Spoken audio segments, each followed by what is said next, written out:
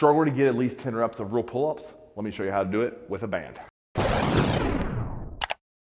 All right guys, here we are at West Main in Salem, and I'm here gonna demo how to set up and do banded pull-ups. So I'm a big fan of doing pull-ups if you're an athlete, if you're a bodybuilder, if you just, in my opinion, wanna be good at life.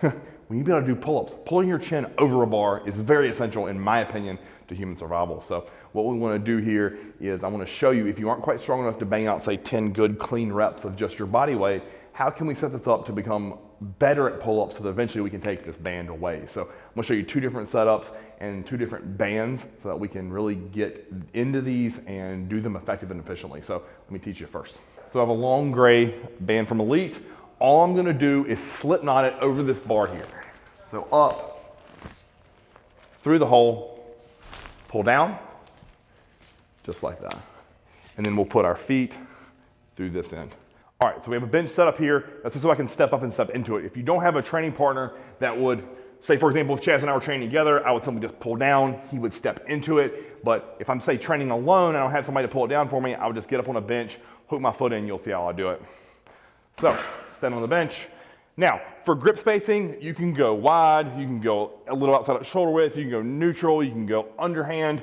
For today's purposes, we're just gonna go right outside of shoulder width and both pronated grip. All right, so step one, loop in, step, and then what I like to do is press down, loop my other foot in here, get on the bridge of my feet, and then from here, all we're gonna do is pull up. So you can go thumbless like I am here or grab it all the way around the bar, doesn't matter, and then pull your chin up.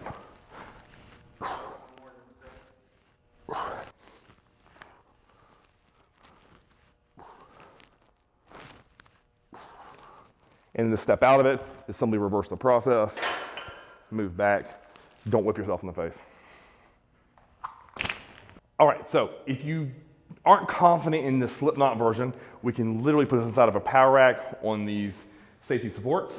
So around one end, stretch around the other, just like that. And then we just climb up to the top bar here and step on the band. So from here, same thing, pull up and squeeze.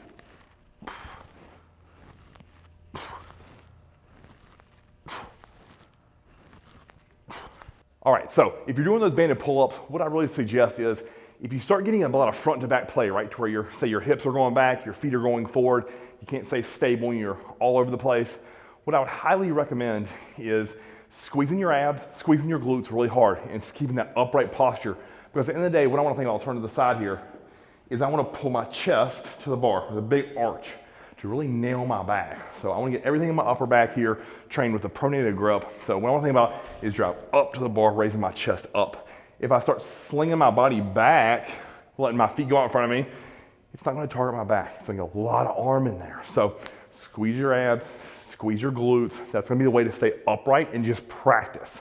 Then as you get stronger, that'll become easier and easier to where you can eventually pull that band away. So the last thing to really cover here is sets, reps, and where to put in the workout. So for me, this is a great thing to actually warm up on for upper body.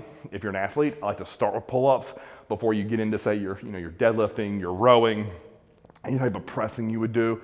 If you're a bodybuilder, I actually like these second or last. So when I say second is knock out on your straight arm pull downs, right into your banded pull-ups, and then go into your heavy meat and potatoes of your rowing.